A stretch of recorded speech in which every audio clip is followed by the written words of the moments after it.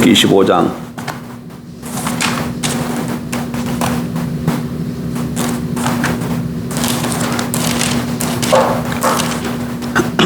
일절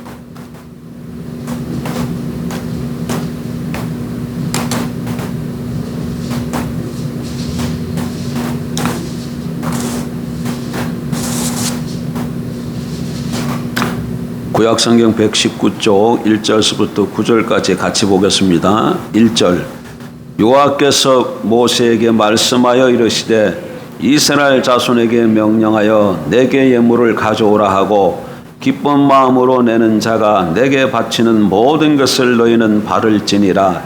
너희가 그들에게서 받을 예물은 이러하니 금과 은과 녹과 청색 자색 홍색 실과 가는 배실과 염소 털과 붉은 물들인 순양의 가죽과 해달의 가죽과 조각목과 등이와 관유에 드는 향료와 분향할 향을 만들 향품과 호마노며 애복과 흉패에 물릴 보석이니라.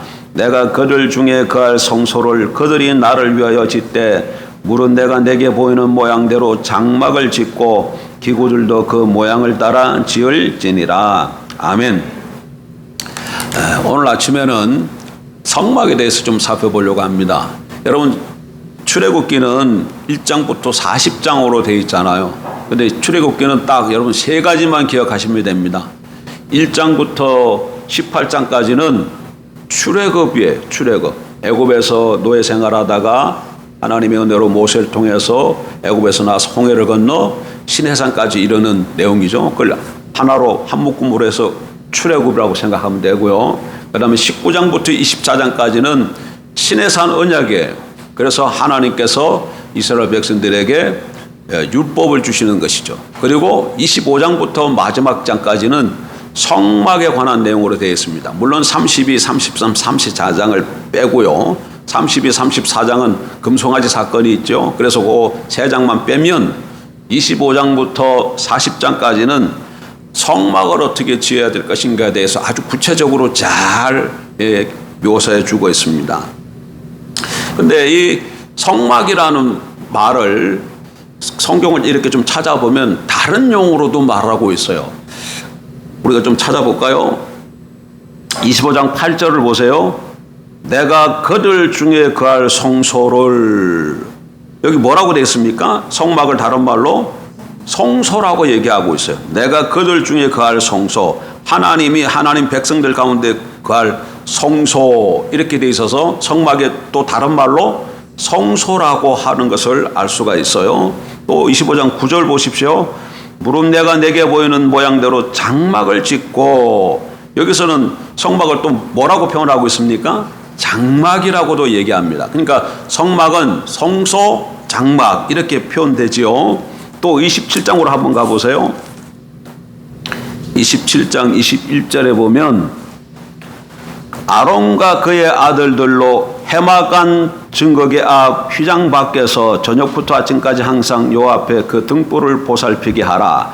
여기는 뭐라고 되어 있어요? 해막이라 이렇게 되어 있죠. 해막이라는 것은 만나는 곳이란 뜻이에요. 누가 만날까요? 당연히 하나님과 하나님의 백성이 만나는 것이죠. 그래서 성막은 하나님과 하나님의 백성들이 만나는 장소예요. 그래서 그럴 때는 뭐라고 부른다고? 해막이라 이렇게 부르는 겁니다. 그 다음에 출애굽기 38장으로 한번 가보세요.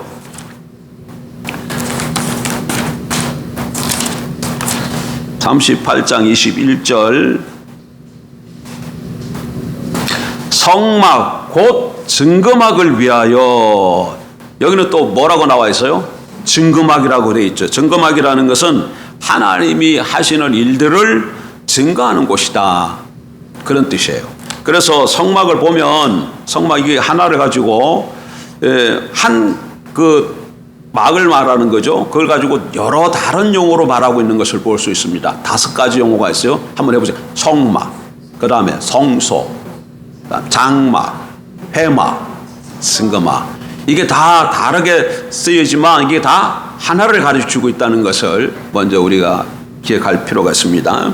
그러면 하나님께서 이 성막을 왜 이스라엘 백성들 가운데 건립하라고 하셨을까요? 세우라고 하셨을까?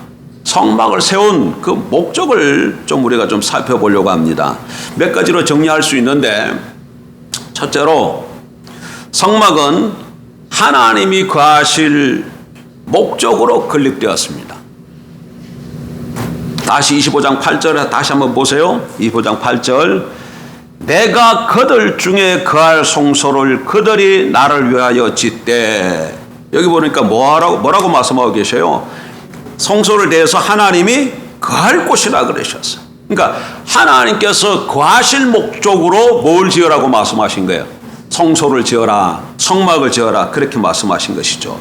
여러분, 하나님은 어디 계십니까? 하나님은 세상 천지 어디든지 다 계셔요. 하나님이 안 계신 곳은 없습니다. 다 어디든지 다 계십니다. 이걸 무소부재다, 편재다, 이런 말을 쓰기도 해요. 그러니까 하나님은 무소부재하신 하나님, 편재하신 하나님이에요. 어디 있든지 간에, 우리가 어디 있든지 간에 하나님이 거기에 함께 계십니다. 예. 그러나 하나님의 속성 가운데 또 하나는 하나님이 어디든지 다 계시지만, 무소부재하시지만 특별한 장소를 선택해서 거기서 당신의 영광을 나타내시고 당신의 음성을 들려주시고 당신의 특별한 일을 행하고자 하신다는 사실입니다. 그래서 이것을 좀 어렵지만 신학적인 말로 표현하면, 하나님은 초월에 계시지만 동시에 내재해 계신다, 이런 말을 쓰셔요. 그러니까 하나님은 이 세상을 초월해 계신 초월자십니다. 그와 동시에 이 세상 가운데 뭐 하신다고요? 내재해 계셔. 내재해 계셔. 예. 주일날 한 꼬마가 예배당에 가고 있었습니다. 근데 그 동네 골목대장인데 이런 조금 큰 형이 그 꼬마를 보고, 야, 너 어디 가냐? 그랬더니 주일날이라서 교회 가요. 그랬더니 교회 못하러 가니? 하나님께 예배를 드리러 가지요. 야, 하나님이 계시냐? 하나님이 어떤 분이시야? 너 하나님 봤어? 그랬더니 이 꼬마가 하는 얘기가, 하나님은 너무너무 크셔서 우주도 담을 수 없어요. 그러나 하나님은 또 너무 작으셔가지고 내 마음속에도 계셔요. 이렇게 대답을 했답니다. 여러분, 이 짤막한 대답은 신학적으로 아주 어마어마한 하나님의 초월성과 내재성을 동시에 표현하고 있는 말이에요. 꼬마가 이런 어려운 말, 뭐 초월, 내재 이런 말은 몰랐겠지만 하나님은 어떤 분이시다? 온 세상에 거하시는, 어디든지 다 거하신다.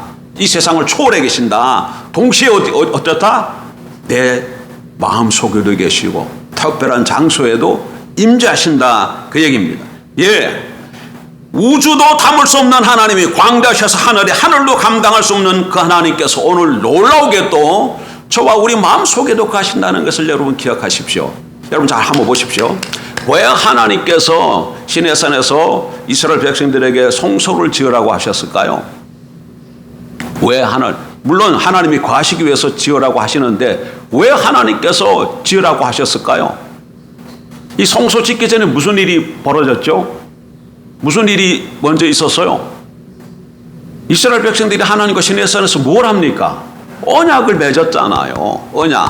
언약은 이거 다르게 말하면 뭐예요? 여러분, 언약이 어려우면 구약시대 때는 언약하면 3개가 있습니다. 하나가 조약이 언약이고, 입양이 언약이고, 결혼이 언약이에요. 결혼. 이 세 가지 의미를 알면 구약 성경에서 하나님께서 왜 하나님과 이스라엘 백성들을 하나님 왕으로, 때로는 이스라엘 향해서 내 아들이라 그러지, 하나님 아들로, 또 남편과 아내로. 호세아서 가면 하나님께서 나는 이스라엘의 남편인데 그들이 나를 떠났다고 그렇게 얘기하잖아요. 왜 그렇게 자꾸 말씀하시는가? 언약을 맺었기 때문에 그래요. 언약을 맺게 되면 이 관계가 회복되어지는데, 그 관계를 구약시대 때는 하나님을 왕으로, 또 언약을 맺은 상대편 언약자들을 뭘로 부른다고요? 하나님의 백성으로 부른다는 거죠. 그럼 보세요. 남편과 왕과 백성의 관계, 남편과 아내의 관계인데 이런 관계가 맺어졌으면 그 다음에 어떻게 해야 돼요? 같이 살아야 되잖아. 같이 살아야 되죠. 그러면 같이 살려면 뭐가 필요하죠? 집이 있어야죠. 하나님이 거하실 집이 있어야죠. 그래서 성소를 지으라고 하신 거예요.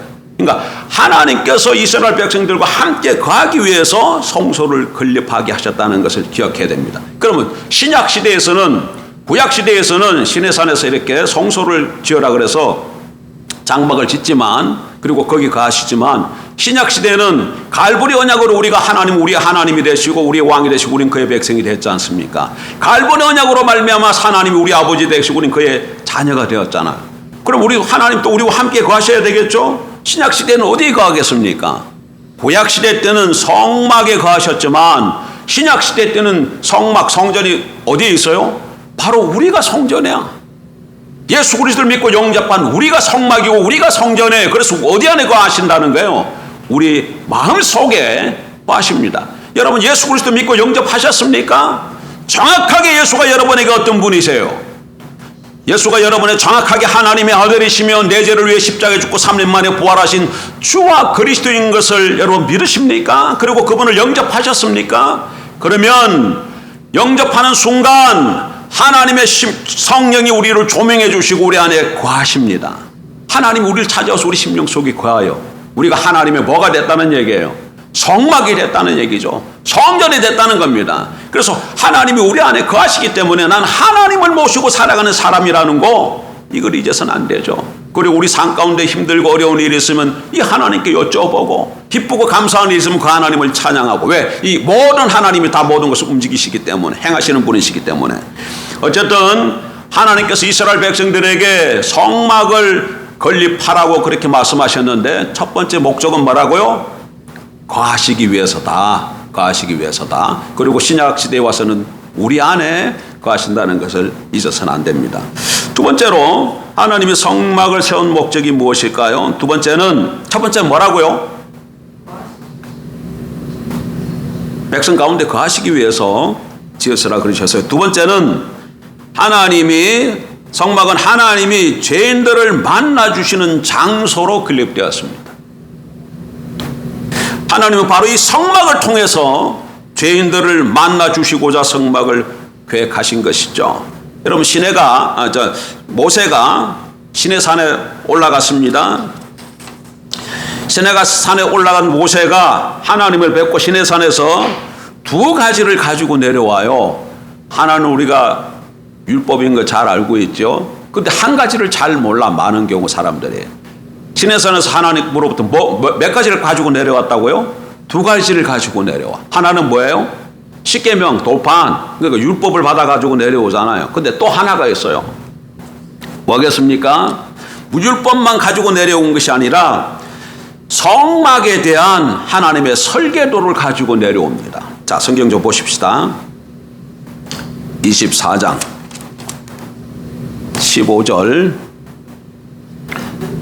모세가 산에 오르매 구름이 산을 가리며 여호와의 영광이 시내산 위에 머무르고 구름이 엿새 동안 산을 가리더니 일곱째 날에 여호와께서 구름 가운데서 모세를 부르시니라. 산 위에 여호와의 영광이 이스라엘 자손의 눈에 맹렬한 불같이 보였고 모세는 구름 속으로 들어가서 산 위에 올랐으며 모세가 40일 40야를 산에 있으니라.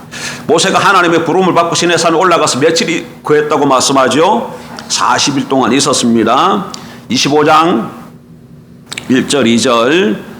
여호와께서 모세에게 말씀하여 이르시되 이스라엘 자손에게 명령하여 내게 예물을 가져오라 하고 기쁜 마음으로 내는 자가 내게 바치는 모든 것을 너희는 바를지니라.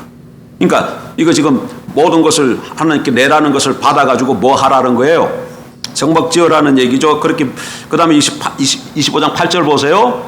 내가 그들 중에 거할 성소를 그들이 나를 위하여 짓되, 9절 중요합니다. 보세요. 무릇 내가 내게 보이는 모양대로 장막을 짓고 기구들도 그 모양을 따라 지을지니라.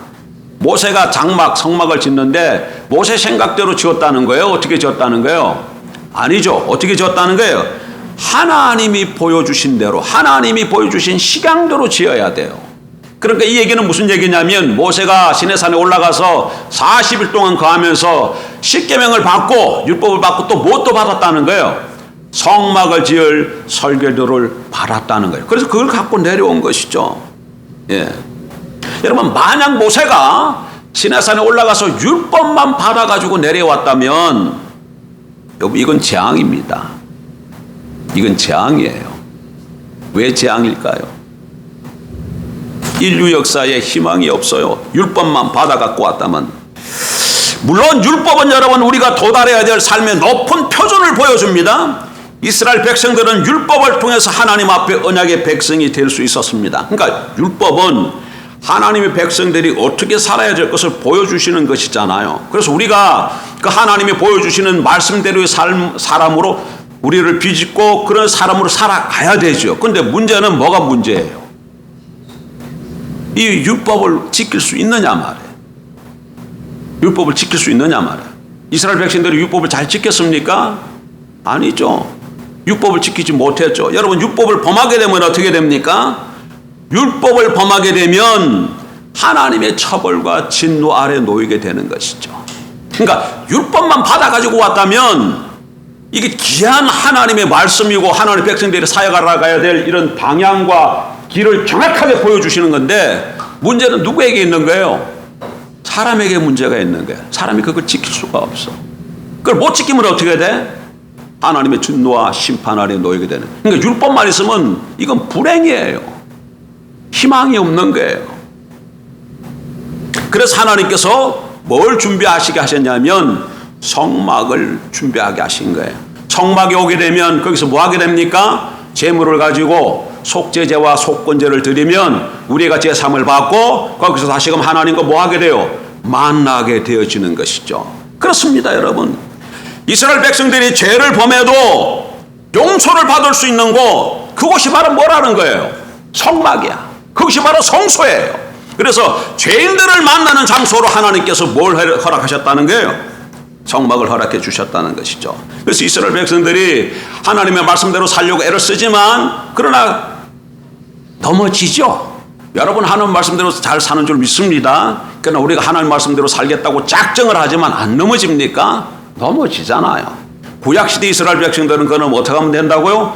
성막에 나아가서 속죄제를 드리고 하나님 앞으로 나아가면 죄사함을 얻고 하나님과의 교제가 회복되어져요. 그럼 신약은? 이 성막은 예수 그리스도에 대한 예표입니다. 뭐에 대한 예표라고요? 예수 그리스도에 대한 예표예요. 그래서 구약시대 때는 성막에 가서 죄사함을 받지만 신약시대 때는 어디 안에서? 예수 그리스도 안에서 죄사함을 받는 겁니다. 그래서 바울이, 여러분 바울 성경이 아니라 바울 서신들을 한번 쭉 읽어보세요. 그러면 바울이 특별히 많이 쓰는 단어가 나와. 무슨 단어가 많이 나옵니까? 그리스도 안에서라는 이런 말을 바울이 아주 반복적으로 쓰는 걸 알 수 있습니다. 이게 무슨 말입니까? 아무리 우리가 죄를 많이 졌고, 그러니까 그냥 우리가 보니까 그냥 완전히 오물투성이야. 죄를 너무 많이 져서. 그렇지만 우리가 그리스도 안으로 들어가면 주님이 우리를 바라주시고 머리부터 발끝까지 어떻게 깨끗하게 씻어주고 정결케 하신다는 거예요. 그리스도 안에서 우리가 제사함을 받습니다. 그리스도 안에서 제사함을 받고 새로운 피조물이 되고 그리스도 안에서 하나님을 만나고 그리스도 안에서 하나님의 음성을 듣고 우리가 새로운 인생을 살아갈 수 있게 되는 것이죠. 그래서 이게 성막이 너무너무 중요해. 성막이 너무너무 중요해. 구약시대 때는 하나님께서 그래서 왜 성막을 건립하게 하셨다고 두 가지 잊어버리면 안 됩니다. 첫째 뭐라고요?